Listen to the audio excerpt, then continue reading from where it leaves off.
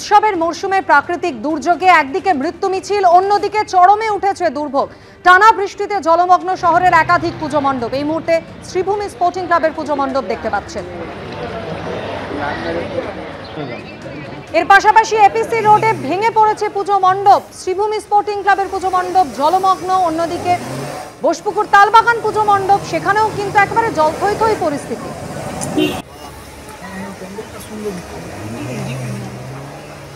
শহরে বিদ্যুৎ স্পৃষ্ট হয়ে মৃত্যু মিছিল, আর্থিক সাহায্যের দাবি করেছেন সুকান্ত মজুমদার।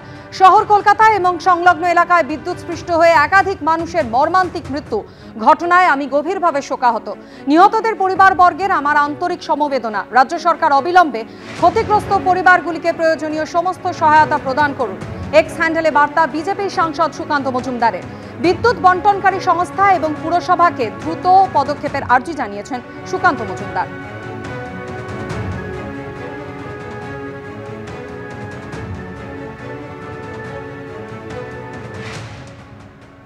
জলমগ্ন শহর, স্বাভাবিকভাবে জনজীবন বিপর্যস্ত। আর এই পরিস্থিতি নিয়ে কি বলেছেন যাদবপুর বিশ্ববিদ্যালয়ের কনস্ট্রাকশন ইঞ্জিনিয়ারিং বিভাগের অধ্যাপক পার্থপ্রতিম বিশ্বাস, শোনাবো। দুটো সমস্যার খেসারত দিতে হচ্ছে আজকে শহরবাসীকে। একটা হচ্ছে যে জলাভূমি যেভাবে বুঝেছে, নিকাশি নালাগুলো যেভাবে অবরুদ্ধ হয়েছে, তার ফলে এরকম হঠাৎ করে অতিবৃষ্টি যদি হয়, সেই বাড়তি বৃষ্টির জল ধারণের ক্ষমতা শহর কলকাতার নেই। এটা এক নম্বর বিপদ।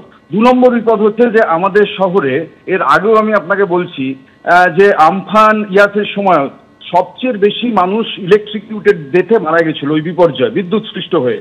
কিন্তু এখানে উল্লেখযোগ্য যে গতকাল রাতে অত্যন্ত জোরে বৃষ্টি হয়েছে, কোনো সন্দেহ নেই, কিন্তু তৎসত্ত্বেও ঝড় হয়নি। ফলে ঝড় না হওয়ার কারণে তার ছিঁড়ে পড়ার বিপদ ছিল না।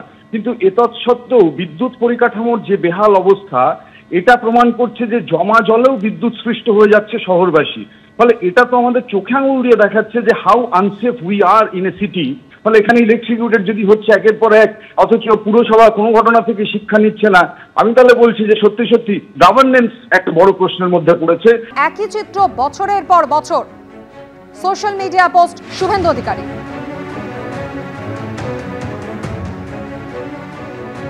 প্রাকৃতিক দুর্যোগে একদিকে দুর্ভোগে পড়েছেন সাধারণ মানুষ, আর তারই মধ্যে শুভেন্দু অধিকারী তিনি রাজ্যকে আক্রমণ করে লিখছেন জলমগ্ন শহরে মৃত্যু মিছিল, মৃতদেহ ভাসছে জমা জলে। সকাল সকাল এই দৃশ্য দেখে মন খারাপ হয়ে যায়। প্রশ্ন তুলেছেন এই দুর্দশার জন্য দায় কার। শুভেন্দু অধিকারী লিখেছেন কলকাতা এবং বিধাননগর পুর নিগমের মেয়রদের অদক্ষতা আর উদাসীনতার ফল শহরবাসীকে ভোগ করতে হয়। এরা পূর্বের অভিজ্ঞতা থেকে কোনো শিক্ষা নেয়নি, বারবার একই চিত্র বছরের পর বছর। পোস্ট শুভেন্দু অধিকারী। গতকাল রাতভর টানা বৃষ্টি এবং যার জেরে একের পর এক মৃত্যুর খবর সামনে আসছে। মর্মান্তিক পরিণতি হয়েছে একাধিক শহরবাসীর।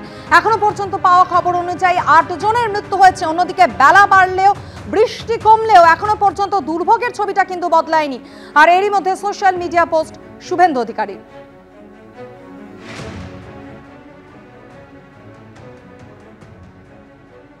তৃণমূল কংগ্রেসের সোশ্যাল মিডিয়া সেলের ইনচার্জ দেবাংশু ভট্টাচার্যের সঙ্গে এই মুহূর্তে আমরা টেলিফোনে যোগাযোগ করে নিয়েছি।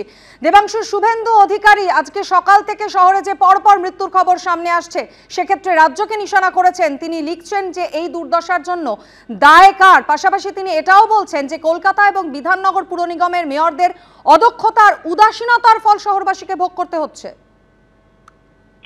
না, ও যে এত বড় বড় কথা বলছে, আমি তো ভেবেছিলাম যে পুজোর সময়টা অন্তত একটু রাজনীতি থেকে, অন্য জায়গায় থেকে সাধারণ মানুষের মতো একটু আনন্দ করবে ব্যক্তিগত জীবনে, কিন্তু এখনো নোংরা রাজনীতি শুরু করে।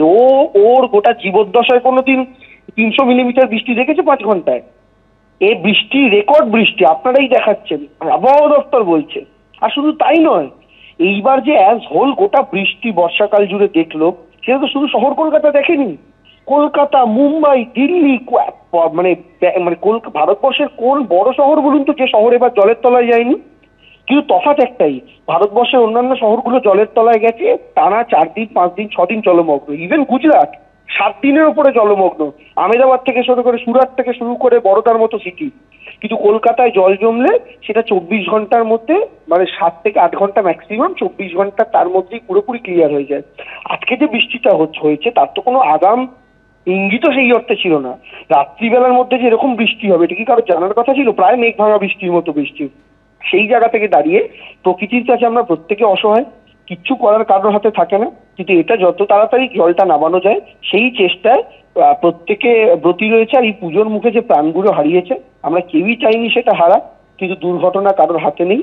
সেই জায়গা থেকে দাঁড়িয়ে শুভেন্দুবাবুকে বলবো এই সময়টা অন্তত রাজনীতি না করে পারলে আপনার বিজেপির কর্মী সমর্থক যদি কিছু থেকে থাকে অবশিষ্ট তাদেরকে নিয়েও প্রশাসনের পাশে দাঁড়িয়ে এই সময় মানুষকে রিলিফ দেওয়ার কাজ করুন, রাজনীতি না করে।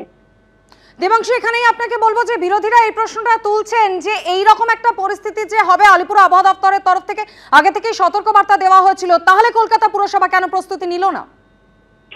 দেখুন, বৃষ্টি হবে সেটা বলা হয়েছিল, কিন্তু 5 ঘন্টার ব্যবধানে 300 মিলিমিটার বৃষ্টি, এই ধরনের রেকর্ড বৃষ্টি সেটা কারোর আন্দাজে তো ছিল না।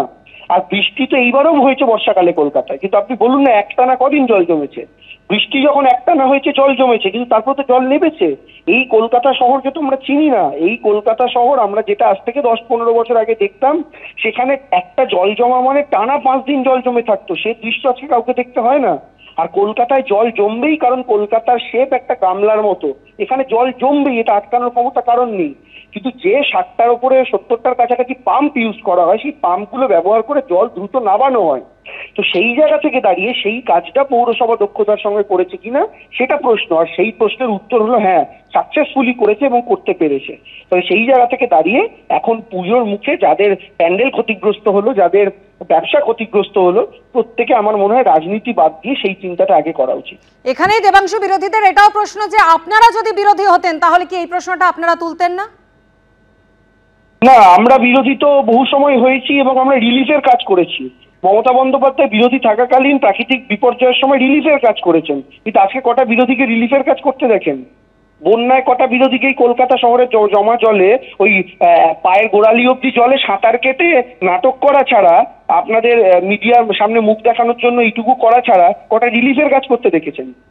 তো সমালোচনা তখনই গুরুত্ব পায় যখন সেই সমালোচনার সাথে সাথে কনস্ট্রাকটিভ ক্রিটিসিজমের সাথে সাথে মানুষের পাশে দাঁড়ানো উদ্দেশ্য হয়, কিন্তু সেটা আমাদের বর্তমান বিরোধীদের মধ্যে কারণ নেই, বিশেষ করে বিজেপির তো নেই। অনেক ধন্যবাদ দেবাংশু আমাদের সঙ্গে কথা বলার জন্য।